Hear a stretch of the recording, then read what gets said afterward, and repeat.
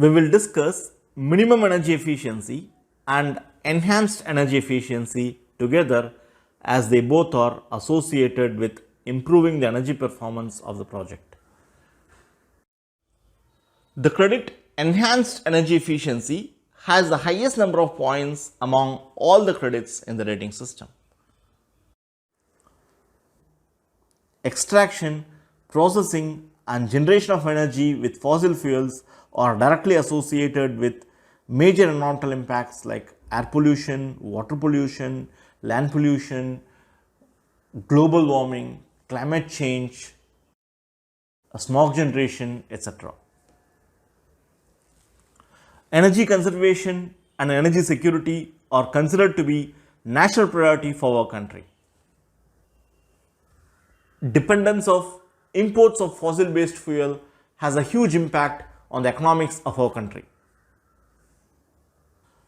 Let us discuss the strategies to improve energy performance in the order of priority. The first step is to reduce the energy demand using passive strategies like proper orientation of the building, minimizing the exposure, natural ventilation, night venting, etc. Often, passive strategies comes with no cost or very less cost, but provides significant improvement in energy performance and reduce the energy demand. The next strategy is to reduce the energy demand with optimized building envelope. Building envelope separates the interior and exterior parts of the building. Building envelope includes roof, external wall, the ground slab, external windows and curtain walls. Optimized building envelope means insulating external wall and roof, proper selection of glazing, shading the glazing, etc. Building envelope improvements generally comes with a minor cost of and selecting a premium glass. The next step is to select efficient equipments to meet the demand. Efficient equipments may include air conditioning equipment, fans, lighting, pumps, motors, etc. The next step is to monitor and control the operation of equipments efficiently. Installation of a BMS system should do this job.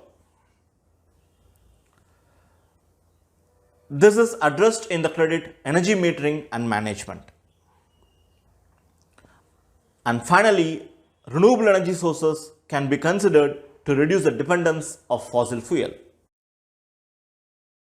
Renewable energy sources are comparatively expensive. Projects should consider reducing the demand first and then consider renewable energy sources. Renewable energy sources are addressed in the credits on-site and off-site renewable energy systems. Now let us discuss the strategies with little more depth. When it comes to orientation, the building has to be oriented in such a way that the maximum exposure is in north-south direction and minimum exposure in east-west direction. The reason is that north-south direction will have diffuse radiation, whereas east and west directions will have direct radiation. Direct radiation will result in glare and it is not pleasant. Next comes the building envelope. Building envelope separates interior and exterior spaces of the building. In other terms, it separates conditioned and non-conditioned area of the building. The components of building envelope can be broadly classified into two groups. Number one, opaque, and number two, fenestration. Opaque components, as the name implies, does not transfer light. External walls, roof and ground slab are considered to be opaque components of the building envelope. Then comes solar reflectance of the surface. Solar reflectance is the ratio between solar radiation reflected from the surface and the incident solar radiation. For hot climates, the solar reflectance should be more to reduce the heat gain. For cold climates, the solar reflectance should be less to absorb the solar radiation. Fenestration include transparent components of the building, that is components which transfers light into the building. Fenestration components include windows, skylight, curtain glass, curtain walls, etc. There are two performance metrics to be taken care to improve the energy performance of the project. Number one, U value, and number two, solar heat gain coefficient, abbreviated as SHGC. U value should be lesser for both hot and cold climates to minimize the heat gain or heat loss into the building. Solar heat gain coefficient is a very important performance metric for glazing. The fraction of solar radiation admitted through the fenestration to the incident radiation. Solar heat gain coefficient should be less for hot climates to minimize the heat gain into the building, and it should be more for cold climates to increase the heat gain into the building. Solar heat gain coefficient can be reduced by providing shading devices like overhangs, fins, blinds, curtains, etc. Solar heat gain coefficient for the selected materials should be better than the prescribed values in ASHE 90.1 2010 or Energy Conservation Building Code. ECBC provides performance requirements for building envelope, lighting systems, mechanical systems and equipments, HVAC system, water heating systems and pumping systems. The requirements for building envelope are based on climatic zones. ECBC divides India into 5 climatic zones, namely number 1 hot and dry, number 2 warm and humid, number 3 composite, number 4 temperate and number 5 cold. Before going to the details of the equipments, it will be helpful to understand 3 things. Number 1, energy modeling or energy simulation. Number 2, Bureau of Energy Efficiency Energy Labeling Program. And number 3, compliance approach for the mandatory requirement and credit. All the energy conservation strategies we have discussed so far has to be validated as there is a cost involved. We need to understand the cost versus benefit. This can be done by energy modeling or energy simulation. Both means the same.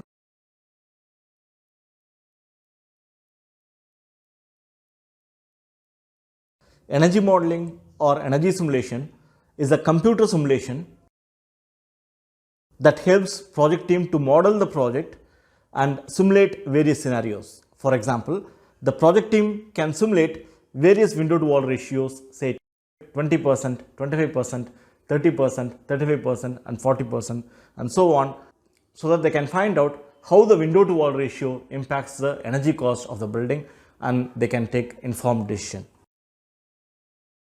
There are various energy modeling tools available in the market.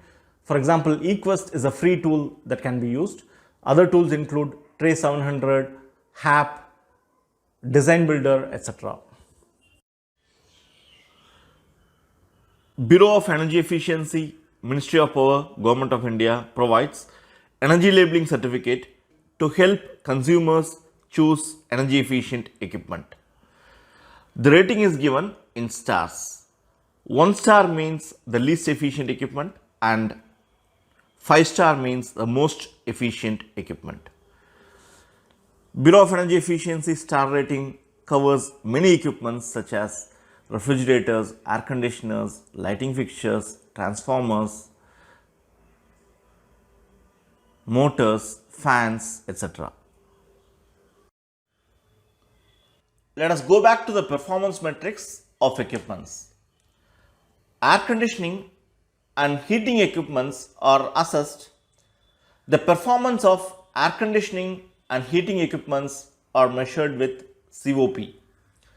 COP is the ratio between desired output, it may be cooling output or heating output, divided by the power input. Higher the COP, better the energy performance. The performance of lighting systems are measured with LPD. LPD stands for lighting power density. LPD is a ratio between electrical power input and area illuminated. There are two standards specified in the credit: ASHRAE 90.1 2010 and Energy Conservation Building Code. ASHRAE 90.1 is published by American Society for Heating, Refrigeration and Air Conditioning Engineers. Energy Conservation Building Code ECBC is published by Bureau of Energy Efficiency, Ministry of Power, Government of India to regulate energy performance of buildings in India. ECBC is intended to be mandatory for buildings having connected load of 100 kW, that is 120 kVA or more. There are two compliance approaches to comply with the mandatory requirement and earn the credit. Number one, prescriptive approach, and number two, performance based approach or whole building energy simulation.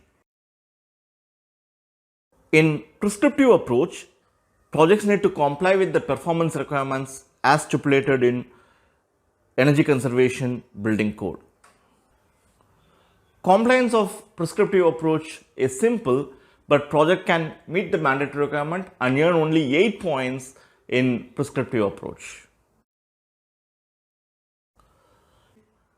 In performance based approach, projects need to perform energy simulation and demonstrate that the proposed design has performance better than the base case.